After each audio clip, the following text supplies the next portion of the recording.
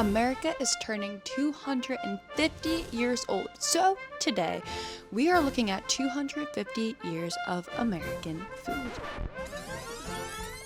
From Johnnycakes and farm food to TV dinners, Jell-O salads, fat-free cookies, avocado toasts, and protein in everything. American food changed through famine, war, immigration, convenience, marketing, diet culture. Let's start where our country started in 1776. In early America, what you ate literally depended on where you lived, what you could hunt, what you could preserve, and of course, what you could afford. Cornmeal dishes like Johnnycakes, stews, beans, squash, wild game, salted meats, preserved foods, breads, and really whatever was available to people. Food insecurity was a real deal. But there was also a sort of connection with our food. People understood seasonality because really there was no other choice. They understood how to preserve meats, vegetables, and fruits with salting, smoking, drying, and pickling because their survival depended on it. These were survival traits that were passed down over generations. Then we move into the 1800s. America is growing, it's expanding, people are moving west. Immigration is shaping food cultures. Salted pork, dried beans of course, smoked meats, and then in 1858, the beautiful invention of the mason jar comes along. Suddenly, preserving the harvest becomes easier and more reliable for families. And this is basically early American meal prep. Except it was, we literally need to preserve these peaches so that they last through the winter so that we have something to eat. Historically, these were skills that kept people fed and kept people alive. This is one of the first big themes in American food history. Food behaviors started out as literal survival strategies. And then we get to the late 1800s and the early 1900s. And this is when food starts to become, you guessed it, industrialized. This is a huge turning point because before this, food trust was mostly local. You trusted your local farmer, the butcher. With the inventions of factories, railroads, and national brands, trust starts moving from the person to the package. And this is where we start seeing more canned goods, packaged foods, breakfast cereals, white flour, shelf-stable products, and branded sweets. For example, Hershey's milk chocolate launches around 1900, and this is such a good example of the shift that was happening during this time period. A Hershey bar made in Pennsylvania could be eaten in another state and taste exactly the same. And that consistency, it created brand loyalty, it created the idea that packaged food can be safe, modern, and trustworthy. And that's not all bad. Industrial food did help with access, shelf stability, and consistency, but this is also where we started to outsource our connection to food to larger corporate entities. Let's jump ahead to the 1920s. This decade is fascinating because food becomes more modern, more stylish, more processed, and honestly a little bit weird. Breakfast cereals, Wonder Bread, Jell-O salads, but this is also where diet culture starts to creep in. That flapper body that was about being thin, becoming fashionable, grapefruit diets and restrictive eating started showing up. Food starts to become more than food. It becomes a status symbol. It becomes, what does the way I eat say about who I am? Am I on a diet? Am I trying to be thin? Am I conscious about my waist or my figure? The 1920s is where it all began. And honestly, that thread runs all the way to where we are today. Then we enter the 1930s and the Great Depression. Food change becomes real again because the country is now in survival mode. And cooking becomes an art of stretching. Stretch the meat, stretch the flour, stretch the budget, stretch whatever you have into one more meal. This is the era of bean soups, casseroles, peanut butter bread, chipped beef, and inexpensive shelf-stable meals. It is also the era of the beloved Kraft mac and cheese. Kraft mac and cheese launches in the 1930s, and honestly, it makes sense why something like that would become so popular. Right place, right time. It was fulfilling a need. It was cheap billing, it lasts, it was shelf stable, and it was pretty good. And here is the nutrition translation. Cheap calories became a survival strategy. That's it. And honestly, that matters, because later the food industry totally takes advantage of this. They take affordable, filling, and convenient food and scale it into an entire business model. And this is where I think we have to have compassion for how we got here. People didn't choose convenience because they were lazy. At the time, convenience actually solved a very real problem.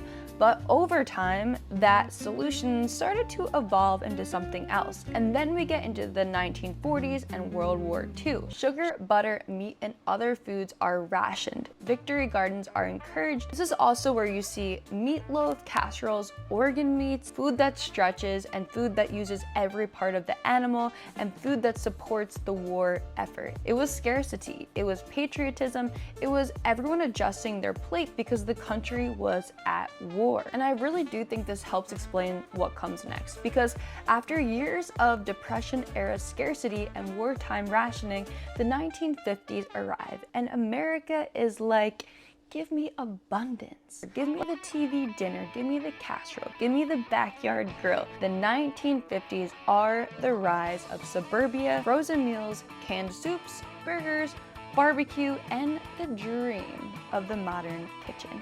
It was sold as freedom, actually, especially for women. Now the message was, you don't have to spend all day in the kitchen. You can just open a box, heat something up, and feed your family. It completely shifted how the country ate. And then we move into the 1960s, and I love this era because it brings our beloved Julia Child. She enters the chat and she brings butter, wine, French cooking, omelets, sauces. Suddenly, American home cooks are being invited to learn technique, and we weren't afraid to throw something together in the kitchen, especially if we had the help of Julia Child. And then we enter the 70s. This was the surgence of the crunchy granola American. We had the Green Revolution. We had hippies preaching peace and love and feeding and nourishing your body. We had sprouts, brown rice. Everyone was going vegetarian.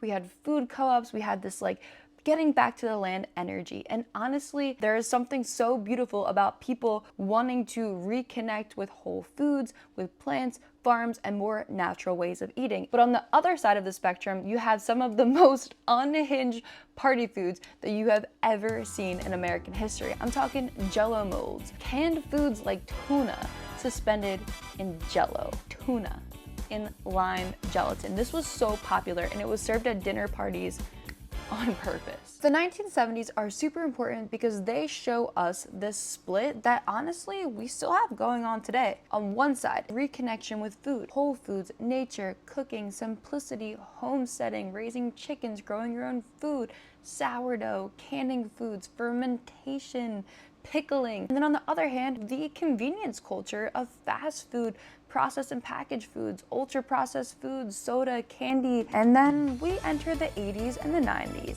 the low-fat era. Fat becomes the villain, and food companies basically say, no problem, we'll just take the fat out of our food. Now we get fat-free cookies, fat-free yogurt, diet snacks, margarine, cereal bars, frozen diet meals, and this massive health halo around food and calories and anti-fat diet culture that was not necessarily healthy. And this is one of those moments where I want to scream lovingly into the void. It is not your fault. If you grew up thinking that fat was bad and a fat-free cookie somehow was a health food, that is not your fault, and that is not a personal failure. It is a reflection of history. And then in the 2000s, the pendulum swings and carbs become the villain.